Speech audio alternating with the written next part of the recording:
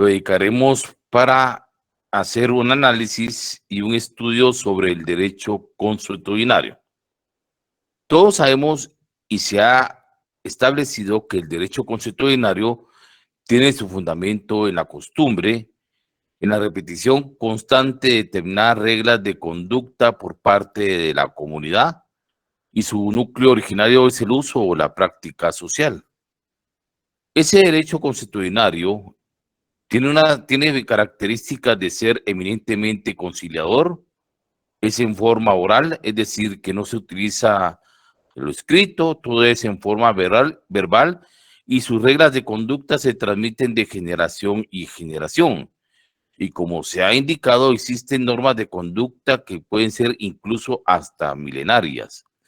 Otra de las características básicas de este derecho consuetudinario es que basa su positividad en el consentimiento de las personas, es decir, en el avenimiento de llegar a un arreglo específico y concreto que satisfaga los intereses tanto de agraviado como de sindicado. También se puede indicar como ventaja de este derecho consuetudinario que es rápido en su resolución, es decir, que tiene un específico concreto de celeridad procesal. También es económico porque evita el papeleo, el trámite burocrático, y las personas que conforman, como que sirven de conciliadores, su trabajo es ad honorem, es decir, que no cobran dinero alguno y lógicamente se ahorra cantidades significativas de dinero. También tiene como ventaja que neutraliza el factor idiomático porque tiene que hablarse el mismo idioma del grupo social o etnia del que se trate para evitar problemas en la barrera idiomática. También es de carácter equitativo, evita el racismo y el etnocentrismo y trata de dar una solución continua y pacífica para las partes para que no salga un sistema de conflictos dentro de las mismas. De eso hablaremos en esta oportunidad y entraremos al análisis correspondiente. Antes de hablar del derecho consuetudinario, debemos de tener presente la definición que dimos de la costumbre.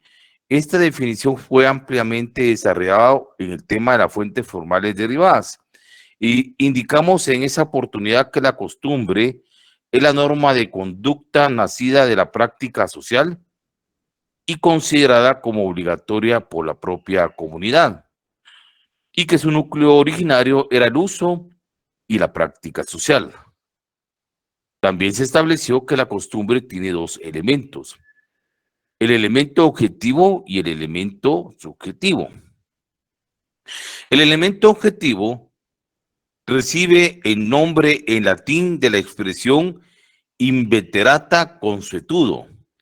Este elemento objetivo denominado en latín inveterata consuetudo es la norma de conducta que consiste en la práctica constante de determinado uso o hábito por parte de la comunidad, es decir, que es su elemento de carácter externo. El otro elemento de la costumbre se denomina elemento subjetivo. Su nombre o expresión en latín es opinio juris necessitatis.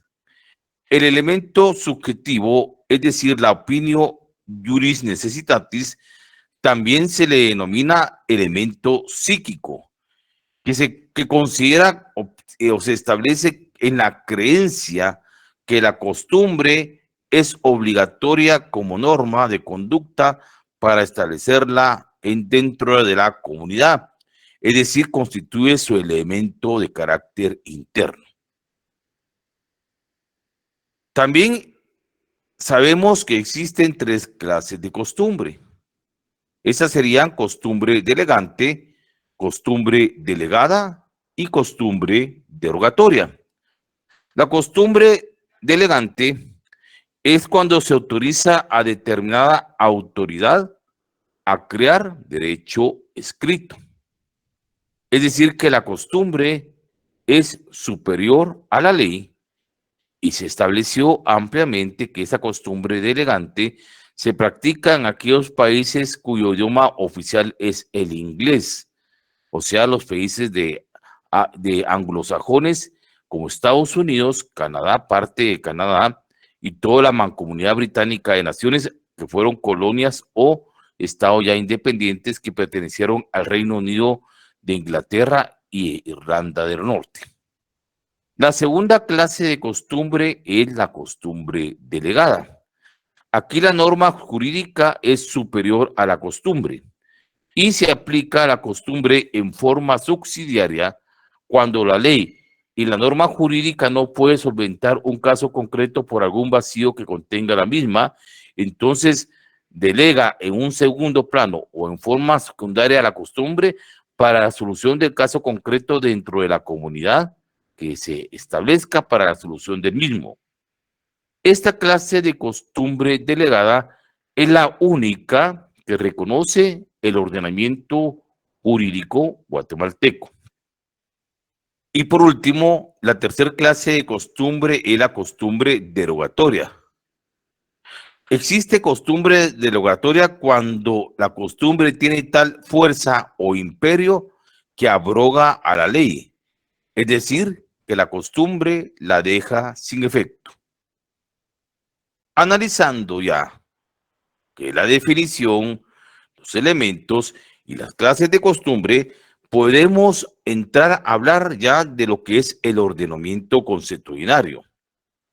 El ordenamiento consuetudinario comúnmente se le conoce como derecho consuetudinario, pero también recibe otras acepciones o denominaciones. Se le conoce también como derecho comunal, derecho alternativo, derecho paralelo, costumbre jurídica comunal o también derecho indígena. ¿Qué es este derecho consuetudinario? Es el derecho que está basado en la costumbre y cuyo organismo sancionador y legislador es la propia comunidad donde se dan los casos, siendo por lo tanto más efectivo la aplicación de la costumbre en aquellas comunidades o sociedades donde existe una particular forma de ordenación y regulación social de la conducta a través de los usos y de las prácticas sociales. La base del derecho consuetudinario parte de la definición que hemos indicado de costumbre, como la repetición constante de determinadas normas de conductas o hábitos por parte de la sociedad.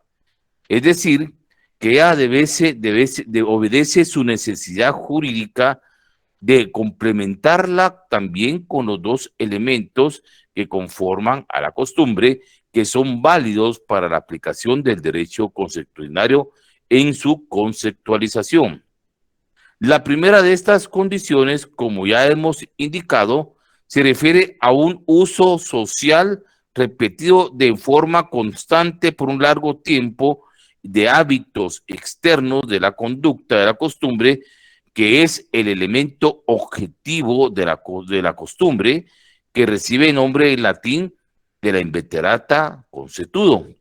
Y la segunda condición, que es de carácter subjetiva, requiere la convicción, la creencia interna y la obligatoriedad de las personas para el uso o hábito de esa costumbre para establecer una conciencia en común que tenga validez de las normas consuetudinarias, que en términos técnicos se denomina elemento subjetivo o también conocido en latín con el nombre de inveterata, con el nombre de opinio juris necessitatis. Esta presencia de ambas condiciones nos permite entender la costumbre como lo establecido como una norma de conducta para toda una colectividad y considerada con su carácter jurídico obligatorio como norma basada en el uso y en la práctica social. Todos estos elementos, juicios y definición antes expresada nos van a permitir visualizar con facilidad la importancia que tiene la costumbre jurídica en nuestras comunidades indígenas, donde la voluntad es común como un resorte esencial en su dinámica y ésta se puede expresar por parte de procesos colectivos de creación de normas que a través del tiempo, a través de la tradición y de la experiencia, crean un consenso comunitario que otorga la vigencia de la norma como un derecho basado, lógicamente, en esta costumbre. Partiendo de este análisis y configuración de estudio, podemos entrar a definir ya qué se entiende por derecho constitucionario. Y el derecho constitucionario se define como aquel que aplica justicia con base a las costumbres de una comunidad, los cuales van a adquirir un valor jurídico y cuyos legisladores y sancionadores son los miembros de la misma comunidad o colectividad donde se dan estos casos. Reiteremos esta definición de derecho constitucionario. Dice que es aquel que va a aplicar justicia con base a la costumbre de una comunidad, los cuales adquieren valor jurídico y cuyos legisladores y sancionadores son los miembros de la propia comunidad o colectividad donde se van a realizar o dar esos casos. La fuerza de la costumbre en nuestras comunidades indígenas tiene raigambre, es decir, antepasado de carácter precolombino.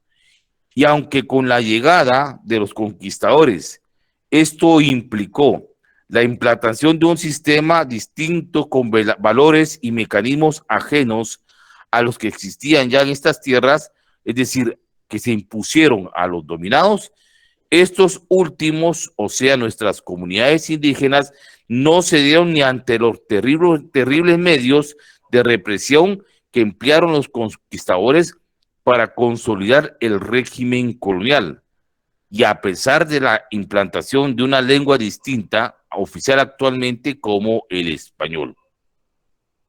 En este sentido, jóvenes, estamos ante la presencia de una situación dicotómica, es decir, formada por dos sectores que prácticamente en cierto punto son de carácter antagónico, es decir, que son irreconciliables.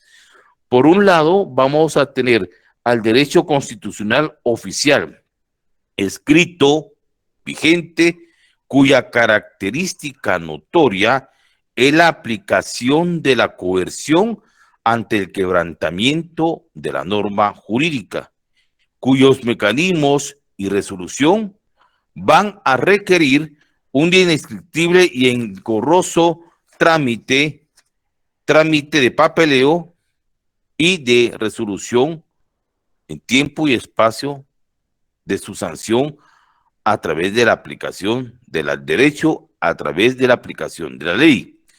Y por el otro lado, vamos a tener un sistema paralelo basado en la práctica de la costumbre de hábitos y usos locales, cuya eficacia es considerada y sobre todo de amplio consenso y de práctica demostrada. Vamos también a ver algunos datos que pude conseguirles también a ustedes sobre un análisis sociológico de derecho constitucionario indígena en Guatemala. Este análisis sociológico es del señor Luis Alberto Gómez Padilla, que hizo un estudio de la actualidad del derecho constitucionario indígena en Guatemala y establece que los indígenas guatemaltecos habitan actualmente en todo el territorio de la República, pero principalmente están concentrados en la zona del altiplano del país y en los departamentos específicos de Totonicapán, Sololá, Quetzaltenango, Quiché, Chimaltenango, San Marcos y Huehuetenango. Y también todos sabemos que hay 23 lenguas indígenas que se concentran en tres grandes raíces, que son la maya, la garífona y la chinca. En Guatemala, dice este estudio, este controversial tema ha cobrado mayor auge a partir de los acuerdos de paz, pero su práctica deviene de tiempos remotos históricamente hablando, es decir, desde la época precolonial y la independencia política hasta nuestros días. El derecho consuetudinario comunal paralelo o alternativo, como quiera llamársele, actualmente se habla en el mismo sentido de un derecho que comienza a ser nuevamente emergente, insurgente para significar un nuevo derecho alternativo que siempre sabemos que va a estar basado en la costumbre. Con propósitos de estudio y de análisis, también dice el señor Luis Alberto Gómez Padilla, en Guatemala los problemas que han perjudicado el origen y la práctica constante del derecho consuetudinario en nuestras comunidades indígenas fueron con el surgimiento de los conflictos armados que existieron, la represión militar hacia los pueblos indígenas durante la década de conflicto armado interno, así como la influencia de sectas protestantes que han contribuido a desestructurar ese sistema de derecho consuetudinario basado en las costumbres de las comunidades. Sin embargo, se es el criterio que puede recuperarse su función y su práctica a través de revivir las tradiciones y adquirir una nueva dinámica de los grupos étnicos conforme lo que regula actualmente el artículo 66 de la Constitución Política de la República de Guatemala. Una primera hipótesis de este problema puede ser que hay cambios sustanciales, sobre todo en áreas que fueron de conflicto, en aquellos municipios o localidades que no se han visto afectados gravemente por esa violencia política. El régimen basado en el derecho consuetudinario sigue siendo de práctica muy importante. Una segunda hipótesis lo constituye la estructura del poder local, que sí ha sufrido modificaciones considerables en las áreas que fueron de conflicto, en donde fue resultado de un producto de la violencia que enfrentó los grupos insurgentes con el Ejército Nacional, sobre todo a principios de las décadas de los 70, 80 y 90 en nuestro país.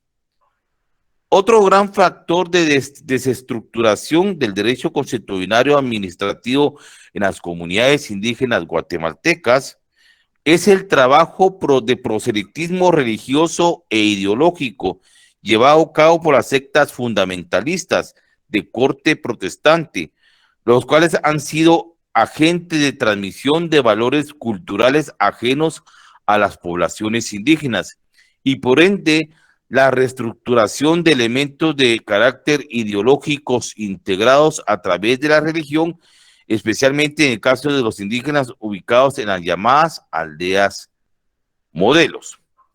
Concluye el estudio del sociólogo Gómez Padilla que no obstante lo anterior, es interesante señalar que este derecho consuetudinario indígena se concierne a las estructuras del poder local y puede recuperar su función a través de las tradiciones y adquirir una nueva dinámica de los grupos étnicos en Guatemala y a que apoye nuevas normas de carácter constitucional aprobadas en vigor por motivo de la transición, es decir, en ese entonces, cuando se estableció una nueva constitución política de la República de Guatemala en mayo de 1985, que en su artículo 66 establece que el Estado está en la obligación de dar protección a los grupos étnicos, reconociendo y respetando y promoviendo sus formas de vida, costumbres, tradiciones, forma de organización social, el uso del traje indígena en hombres y mujeres,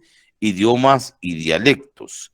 Ahí estaría prácticamente el fundamento de este análisis sociológico sobre la situación actual del derecho consuetudinario en Guatemala.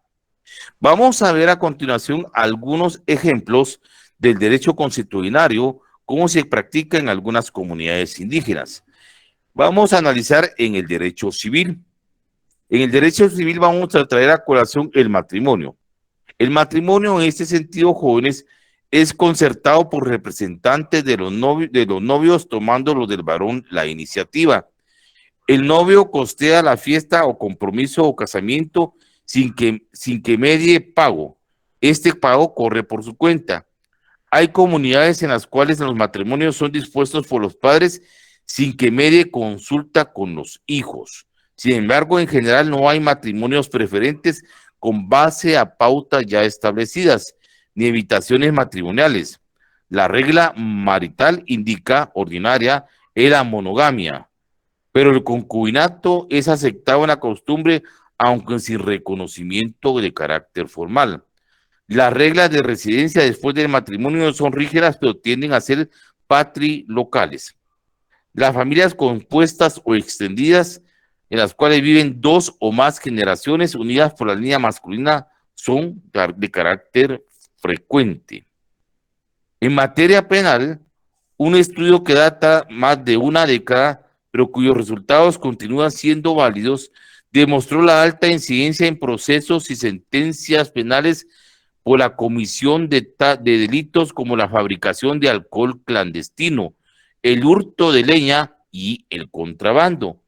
Acciones que no poseen significación delictiva o criminal conforme a las normas de carácter consuetudinario de los indígenas, en parte por el sentido de la posesión comunitaria de la tierra, muy distinta a la concepción de la propiedad privada que poseen los grupos no indígenas, en parte también debido a la necesidad de proveerse de medios de combustión para preparar alimentos en situación en donde se desconoce o no se tiene acceso a otro tipo de medios.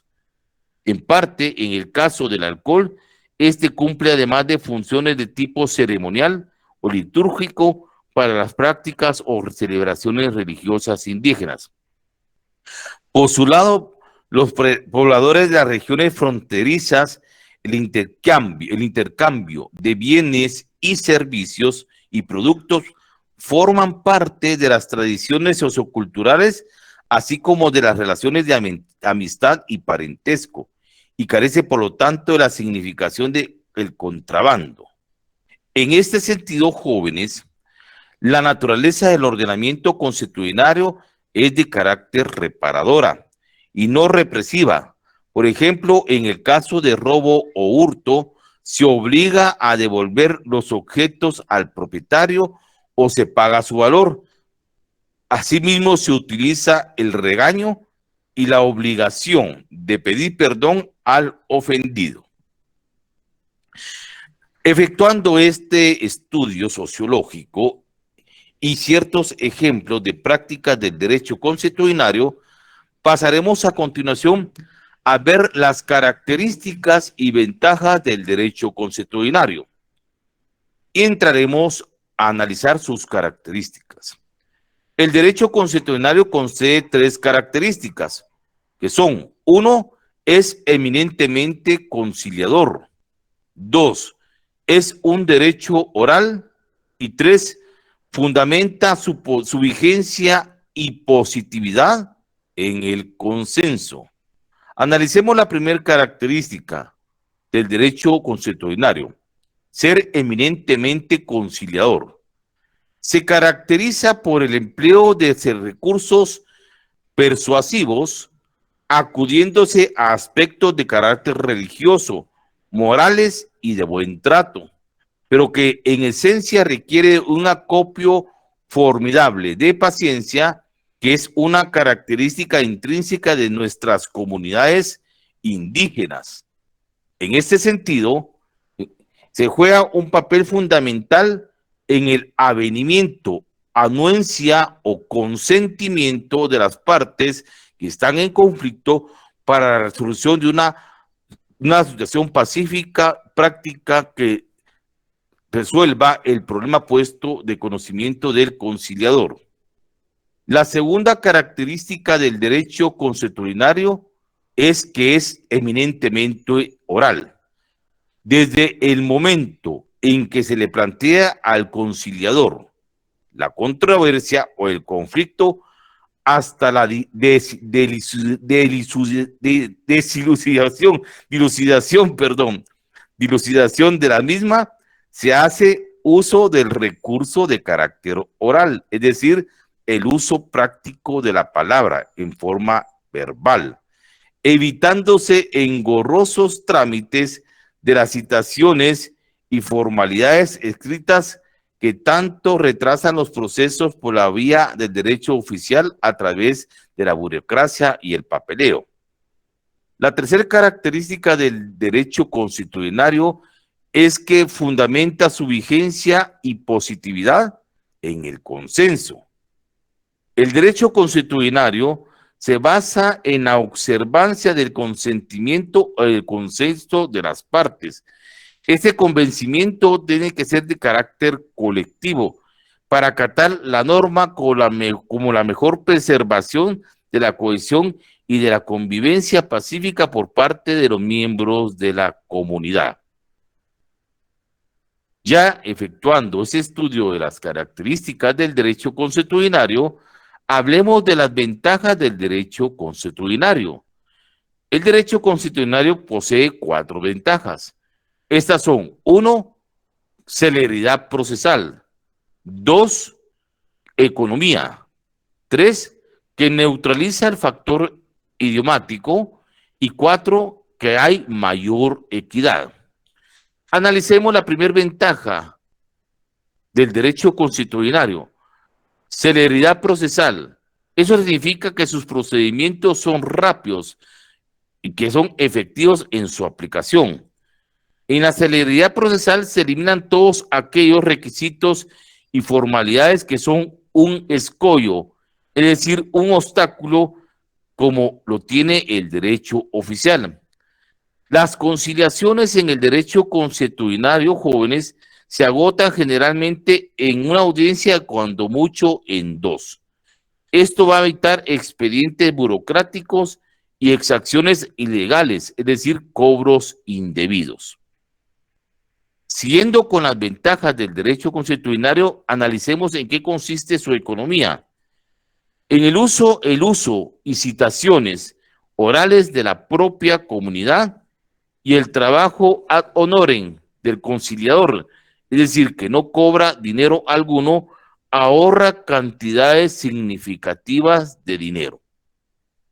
La tercera ventaja del derecho constitucionario es que va a neutralizar el factor idiomático. En las conciliaciones, jóvenes, siempre se va a usar el idioma propio de los interesados, evitándose con ello problemas de comunicación de la barrera idiomática, evitándose así el riesgo de una interpretación deformada o interesada que pueda perjudicar a alguna de las partes.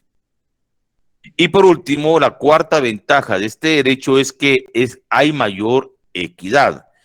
Cuando existe mayor equidad, va a evitar el racismo y el etnocentrismo. Por lo tanto, sus resoluciones que se emitan pueden dejar de establecer el concepto de igualdad más acorde a la etnia o al grupo social a que pertenezcan los afectados, evitándose cualquier tipo de prejuicio o daño dentro de los mismos.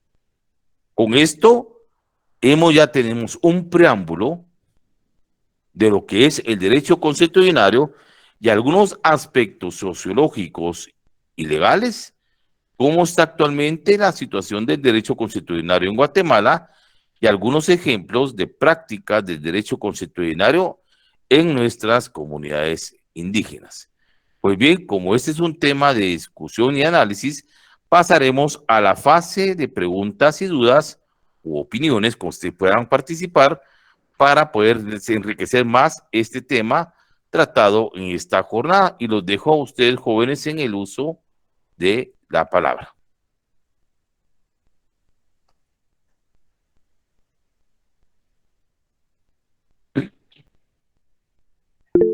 Sara León, la escucho.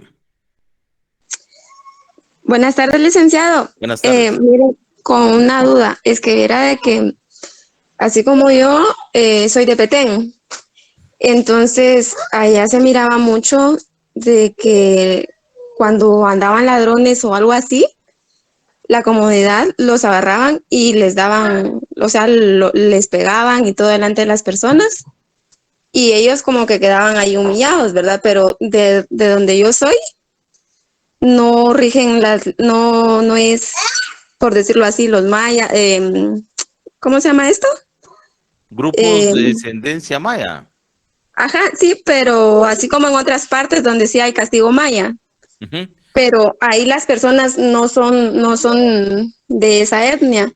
Entonces, ahí se podría dar esto del derecho constitucionario. Si son grupos étnicos que han inmigrado al Petén y practican las costumbres, podrían haber trasladado sus usos y hábitos de sus comunidades a ciertos territorios del departamento del Petén y practicar sus reglas de conducta si están ya establecidos dentro de una comunidad. Y si ellos no fueran de eso, o sea, si ellos no fueran de ese grupo, la policía o el gobierno no podría hacer algo ahí, o Bien no se puede, tomaría como un delito. bien, si no se practica la costumbre como está establecida dentro de todo el sistema y ordenamiento jurídico, sí podría hacerse prácticamente abusos y comisión de hechos delictivos, porque para poder demostrar el uso de la práctica de la costumbre de una comunidad, tienen que ser normas de conducta que se han practicado constantemente en esa comunidad por determinado tiempo, incluso hasta tiempos anteriores a los que conocemos, y que sean normas de conducta prácticas de regirse por la comunidad y que exista una estructuración de la aplicación de estas normas de conducta a través de un consejo de ancianos o de principales, como le llaman, que es la autoridad máxima en las comunidades indígenas. Si no existen estas circunstancias, estas características que indiqué y estas ventajas, no podría aplicarse. Entonces sí tendría que intervenir la autoridad estatal. Ah, muchas gracias, licenciado. Sí, esa era mi duda porque, o sea, ahí pasaban muchos actos así y la verdad de que ya las personas tenían miedo de hacer esos actos de andar robando y todo eso, entonces esa comunidad estaba bien rigida, ¿verdad? Pero yo Ajá. no sé si eso entraría acá por lo que yo estoy leyendo acá, que no entraría en eso, No, porque ahí no no, había un grupo así como de máxima autoridad o algo así, ¿verdad? no, Sino que sí, ahí solo los agarraban, los vapuleaban y todo, y los dejaban hasta desnudos en las calles y todo eso, ¿va? Entonces, como que era un acto de violencia, pero les entraba miedo a los ladrones. sí. Lo que pasa es que estos son medidas que surgen de la propia desesperación de la población por parte de la presencia de la autoridad para imponer el orden y la seguridad jurídica en las comunidades. Y por el desorden que existe del vacío del poder por parte del Estado y la ingobernabilidad que se vive actualmente, donde la propia autoridad que está garantizada la defensa y la seguridad ciudadana brilla por su ausencia. Entonces, todos esos factores de desencanto de la población que van hasta prácticamente en la no aplicación correcta de la ley, en el vacío de la aplicación de con una correcta administración de justicia, hasta que estos fenómenos sociales que surgen de desesperación por la pérdida de los valores jurídicos por parte de la comunidad se agrupe a defenderse por sus propios medios y lógicamente en contravenir las propias leyes que existen dentro del ordenamiento jurídico, pero que es responsabilidad de los que administran el Estado. Esos son los problemas paralelos de carácter sociológico y jurídico que pueden existir cuando hay ausencia del Estado y del gobierno en las comunidades en nuestro país. José López, lo escucho. Luke, muy buena tarde. Buenas Perdone, tardes. para que estos grupos sean reconocidos ante la ley, ¿tienen que presentar alguna forma o crear algún caso en el gobierno para ser reconocidos, o es simplemente por antigüedad, digamos, como usted decía, por costumbres que se vivan desde hace mucho tiempo? Bueno, partamos que estas reglas de conducta son de carácter incluso hasta precolombino, antes que existían ya en nuestras comunidades, antes de la venida de los españoles, cuando conquistaron nuestros territorios.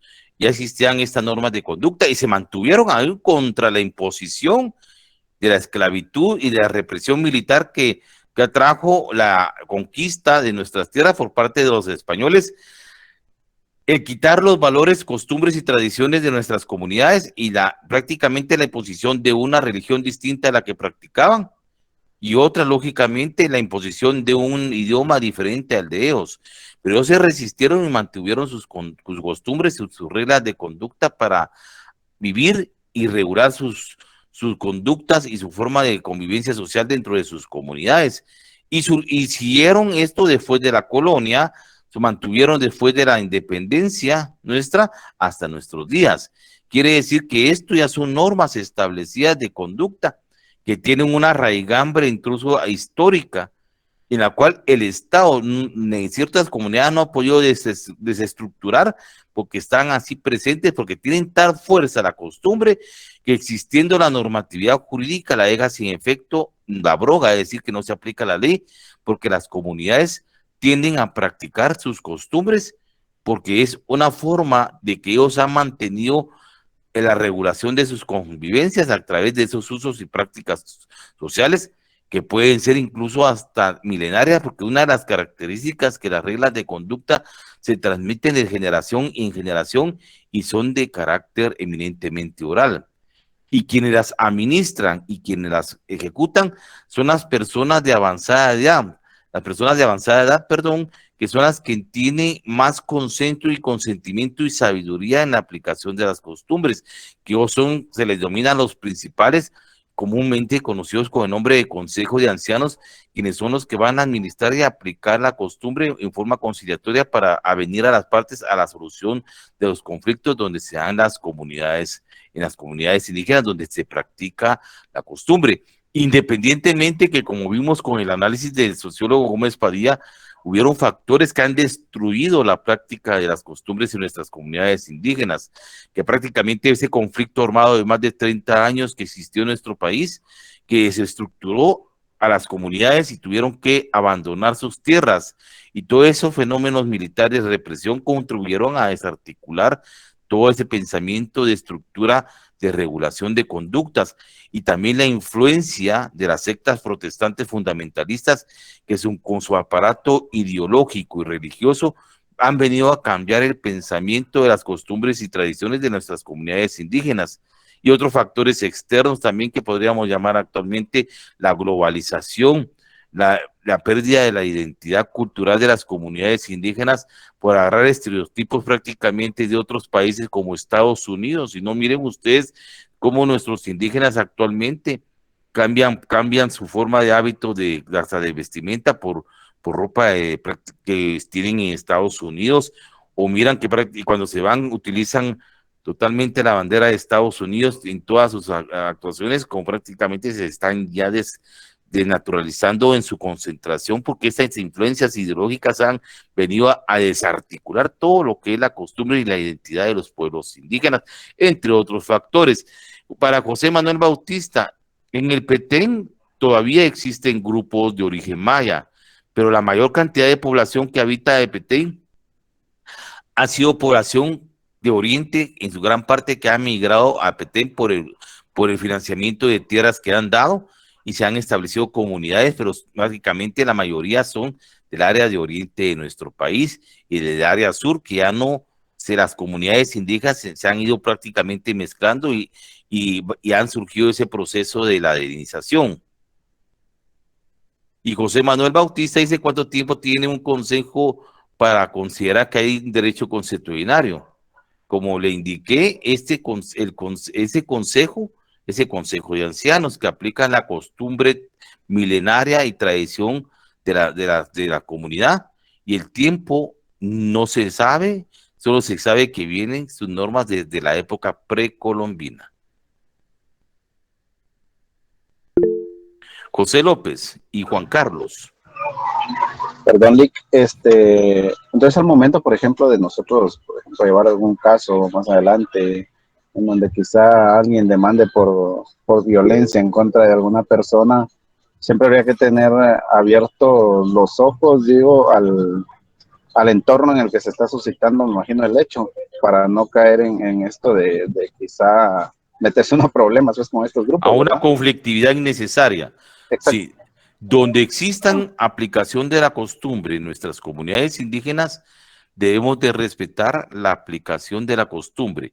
Y una práctica más recomendable sería mejor abocarse previamente con el Consejo de Ancianos para evitar una intromisión de la aplicación del derecho constitucional oficial que pueda crear conflictividad innecesaria y darle tal vez un tipo de seguimiento o de apoyo para que ellos tengan la facultad, como ellos son muy celosos en la aplicación de sus costumbres, de prácticamente permitirlas y avalarlas porque son parte de derechos que están ahí establecidos paralelos con nuestro derecho estatal escrito.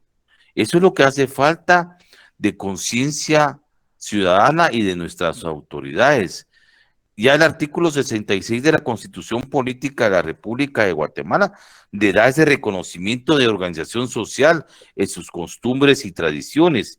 Y también está esto ya establecido también, jóvenes, en los acuerdos sobre la identidad y derechos de los pueblos indígenas, que son los acuerdos de paz, que constituyen el fruto, dice, de un largo proceso de negociación llevado a fin por una lucha patricida para reconocer los derechos de las comunidades indígenas en Guatemala para su identidad, que son normas, una normatividad ya establecida en nuestro ordenamiento jurídico que se debe dar un respaldo y un desarrollo a través de normas jurídicas en las cuales quede establecido ese reconocimiento en todas las facultades de la administración que se tengan por parte de la costumbre en donde se practique el derecho consuetudinario. Eso es lo que se tiene que hacer.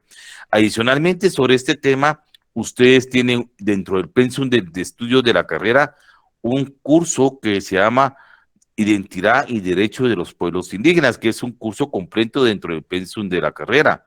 Creo que está entre el pensum, no sé si está en el segundo semestre, en el segundo año o tercer año de su carrera, pero ahí el profesor que le va a dar esto le va a hacer más análisis amplios de lo que yo les estoy indicando sobre estos derechos y esos estudios de los pueblos indígenas en Guatemala.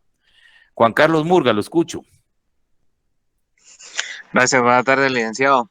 Con una consulta, cuando se habla de derecho constitucionario, se habla de que es conciliador. ¿Qué pasa en el caso cuando no llegan a conciliar? En el caso de pues, Nahualá, que pues tienen un problema de tierras de pues, años, hasta muchos años. Entonces, ¿qué es lo que procede cuando el derecho constitucionario no llega a conciliar? Sí, ahí les voy a indicar que es un problema de carácter sociológico, histórico, el que existe en estas dos comunidades indígenas, en donde definitivamente nunca se va a lograr aplicar el derecho consuetudinario. ¿Por qué motivos? Porque los grupos que están en conflictos por la delimitación de la tierra entre dos municipios son de etnias o grupos indígenas diferentes. Estamos hablando de la etnia cachiquel con la etnia sutuil, que son dos grupos totalmente también irreconciliables. Entonces, aquí es imposible aplicar el derecho consuetudinario porque son dos tipos de comunidades indígenas que tienen normas de conducta totalmente distintos y hablan un idioma diferente y un grupo étnico distinto. Aquí lo que surge el problema es que el Estado debe de delimitar ese territorio y poner orden y la autoridad, lógicamente, a través del derecho constitucional oficial y establecer normas para poner la paz y la convivencia en nuestras comunidades, porque este problema nunca se va a solucionar si no se interviene el Estado ejerciendo el ius imperium de la ley y lógicamente delimitando las tierras que están ahí, porque se pelean por unos metros de tierra, se matan.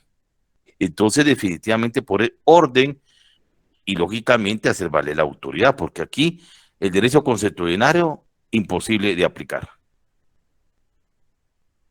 Ok, gracias. José López y Dixon Quesada. Irene Cacao, yo soy de Cobán y ahí la mayoría somos indígenas. Irene Cacao, pero no, quisiera saber si aplican el derecho consuetudinario o ya han dejado de practicar esto por la influencia prácticamente de las costumbres occidentales, porque en ciertas comunidades que sí es todavía, pero no, tal vez no del de Cobán, todavía tienen algunas prácticas tradicionales del derecho consuetudinario. Dixon, lo escucho.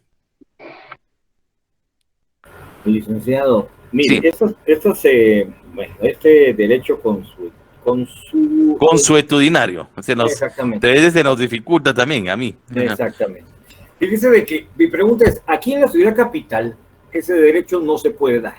No, definitivamente no, porque aquí prácticamente ya estamos bajo el principio, bajo la cultura occidental, estamos ladinizados totalmente, esto es diferente. Tienen que ser comunidades eminentemente indígenas, donde la costumbre y la tradición era norma de convivencia diaria dentro de sus comunidades. Entonces, esos derechos solamente por lo que usted decía, o sea, por el estudio de Gómez Padilla, como decía Ujú. usted, todo esto solo es en el altiplano, En en las gran parte comunidades.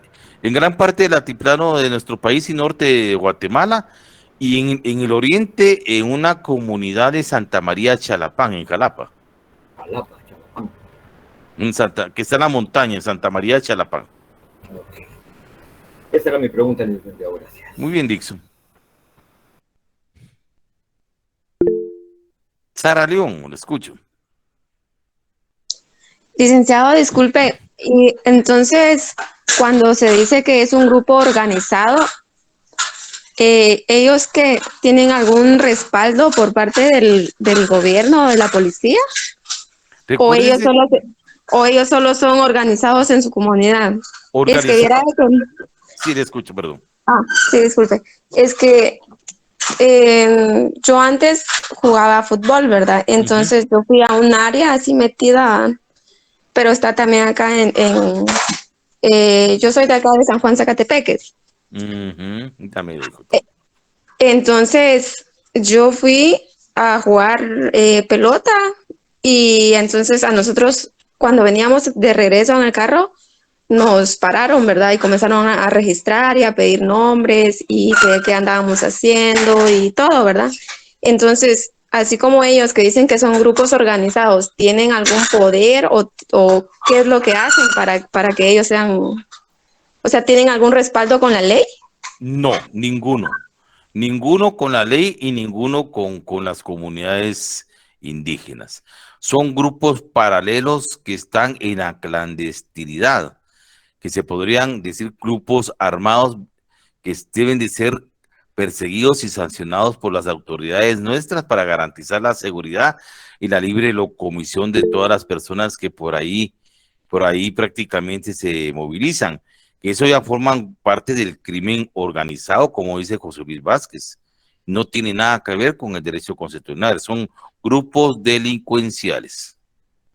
Ah, sí, esa era mi duda, ¿verdad? Porque así como ellos, o sea, no nos pidieron ni dinero ni nada, solo que sí como que nos atemorizaron, ¿verdad? Porque salieron con armas y unos andaban con cuchillos y todo, Sí. entonces, que qué andábamos haciendo ahí, que esas no eran horas de andar transitando y así, ¿verdad? Entonces, ellos no tienen ningún respaldo por la ley. Ningún respaldo. Y son los resabios que quedaron de las patrullas de autodefensa civil que operaron al margen de la clandestinidad en el conflicto armado interno. Son los resabios todavía que quedan.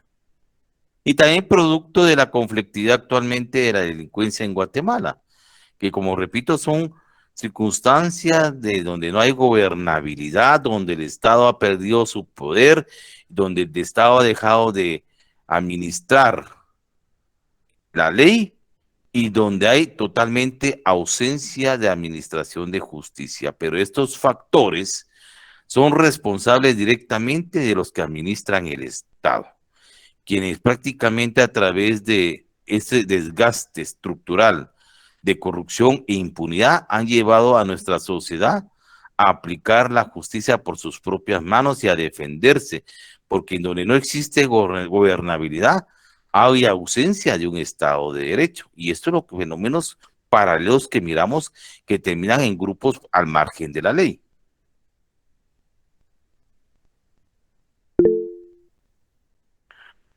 Irene Cacao dice, sí se practicaba, pero la última vez quemaron a 3 ladrones, dice.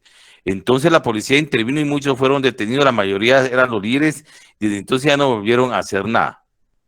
No, Irene, eso no es derecho constitucional. Eso se llama un linchamiento Eso se llama una ejecución de carácter extrajudicial, que definitivamente sí es constitutivo de delito, y la policía, la autoridad tenía que intervenir porque se estaba cometiendo homicidios por pseudolíderes que prácticamente no tienen nada que ver con la práctica del derecho consuetudinario, porque el derecho consuetudinario nunca va a permitir la eliminación física de un ser humano. Es eminentemente conciliador y reparador. O sea, a la persona se le castiga, pero con una sanción que puede ser económica o con una sanción que puede ser afectiva a los intereses de la persona, pero nunca a la eliminación física de un ser humano. Esto prácticamente es producto de la falta de gobernabilidad y abandono del Estado, de la imposición de la vigilancia y el servicio hacia la población y de la administración de justicia. Pamela Castillo, Los Ángeles de la zona 4 son grupos también que operan al margen de la ley, que es producto de esta conflictividad de ausencia de autoridad.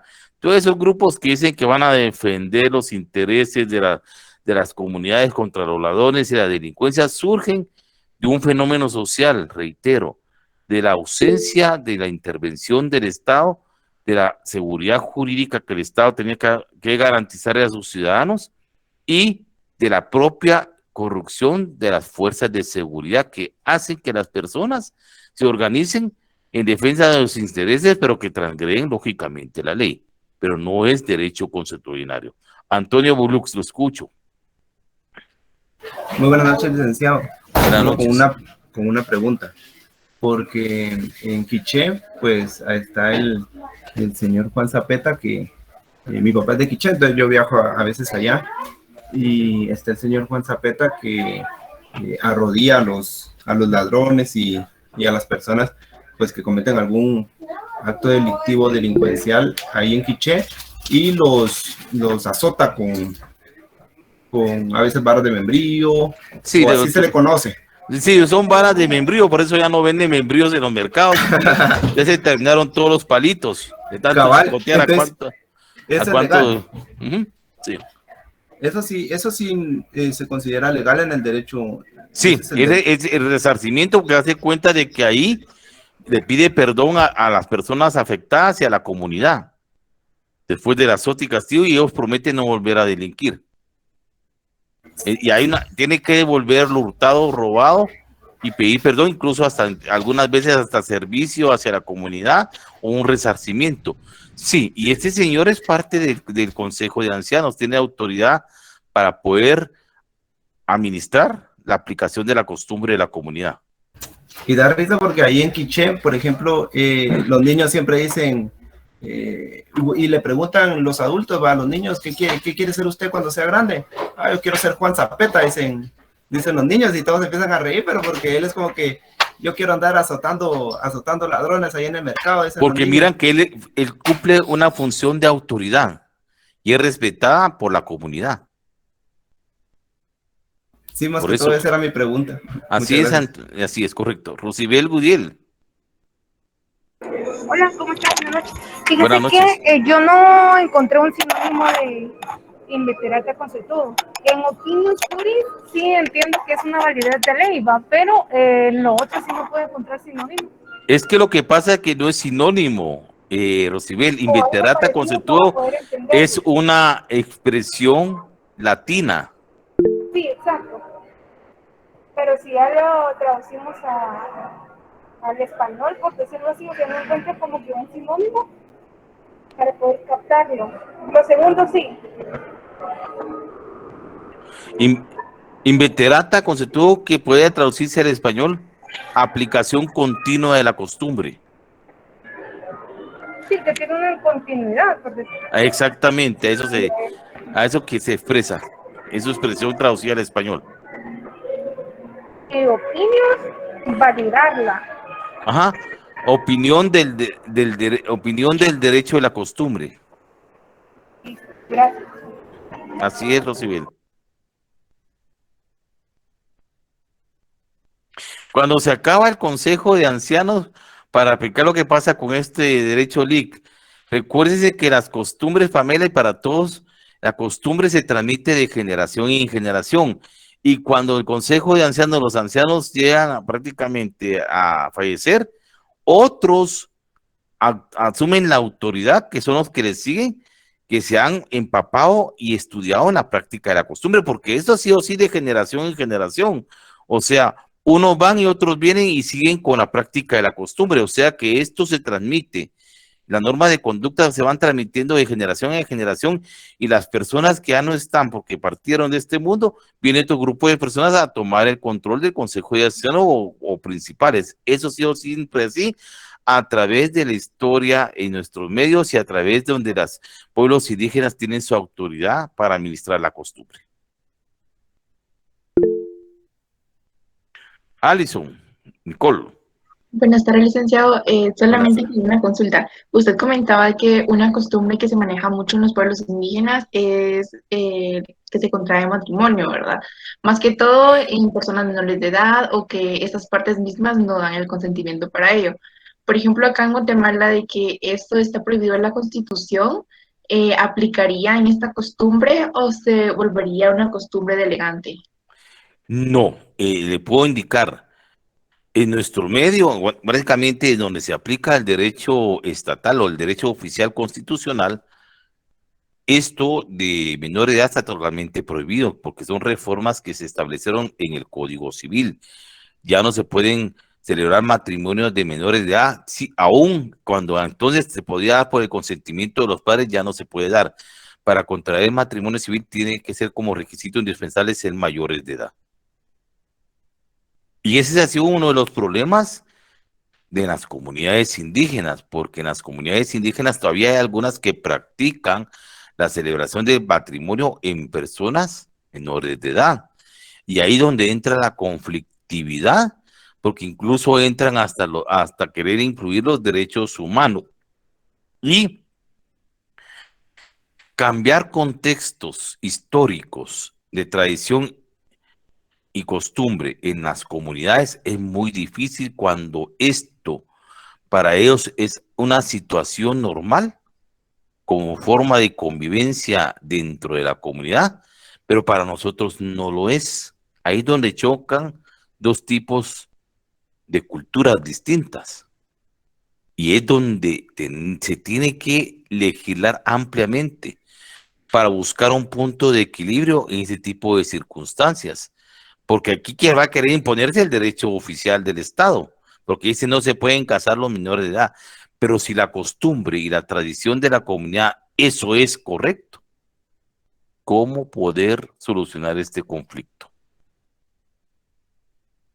Ese es el problema de dos choques, de dos derechos que existen, el derecho constitucional oficial y el derecho que nace de la costumbre. Es ahí donde se tiene que ampliar y legislar para buscar normas de equilibrio que no rompan la armonía entre A y B. Es un problema que comienza a estudiarse y estructurarse en nuestros medios, porque todavía hay mucho rechazo en reconocer el derecho indígena, el derecho constitucional en nuestras comunidades indígenas. Por eso existe mucha conflictividad cuando la autoridad entra a querer implantar el orden y se está aplicando la costumbre. Correcto, licenciado. Muchas gracias. Servirle a Alison.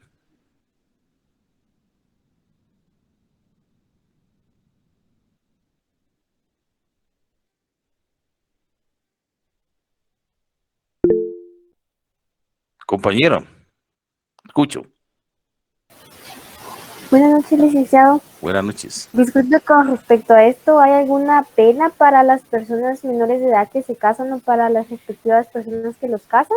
¿O solo es dicho así por la ley, pero no hay ninguna pena? En nuestro derecho constitucional oficial sí es celebración de matrimonio ilegal. Y hay pena para los que lo celebran y los padres que lo autorizan. Porque recuerden que los menores, los representantes legales son los padres en el ejercicio de la patria potestad y quienes tienen la guardia y custodia de los mismos. O sea, las sanciones penales van dirigidas hacia los padres y hacia la autoridad que celebraron matrimonio civil de un menor de edad. Ah, bueno, gracias. Muy bien, Tessy.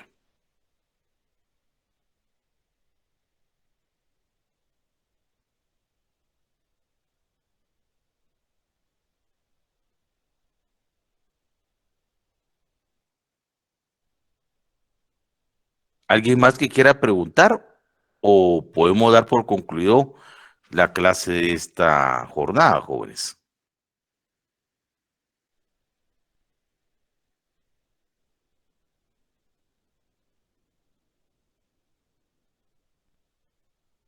Muy bien, el silencio lo indica todo. Entonces vamos a concluir la clase. Todo claro, gracias.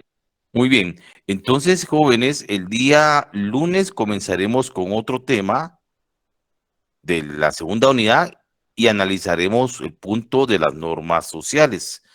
Entonces, jóvenes, les deseo una feliz noche y nos vemos en la próxima clase virtual. Hasta pronto. Feliz noche.